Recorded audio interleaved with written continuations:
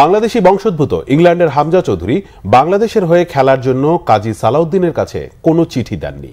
হামজা খেলতে চাইলে 7 দিনের মধ্যে তার জন্য সব ব্যবস্থা করে দেবেন বলে বাফুফের সভাপতি জানালেন। বাংলাদেশের খেলায় উন্নতি হয়েছে বলে মন্তব্য তার। হারের মধ্যে তো প্লিজ নাই, when you lose there is no please, but যেটা ভালো জিনিস যে ডেভেলপিং।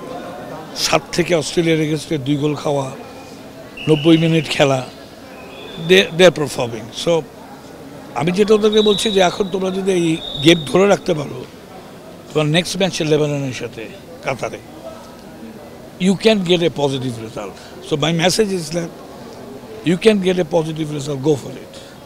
ইমপ্রুভ করেছে, খুশিতে তখন হয় যখন জিতি। তাছাড়া আমাদের ক্যারিয়ারে ইজ ভেরি ডিফিকাল্ট। না, I expected exactly this because when a team is so higher world র্যাঙ্কিংয়ে এবং ওরা 3-4টা ওয়ার্ল্ড কাপ খেলেছে, আপনি ঢাকার থেকে নোয়াখালী যাইতে পারেন না ফাইনালের জন্য, হোয়াট ডু ইউ এক্সপেক্ট এর থেকে বেটার? হামজা চৌধুরী, আপনাদের কাছেই শুনি, Hamza Chaudhary has never written a letter to us that he wants to play. His club has not given a clearance.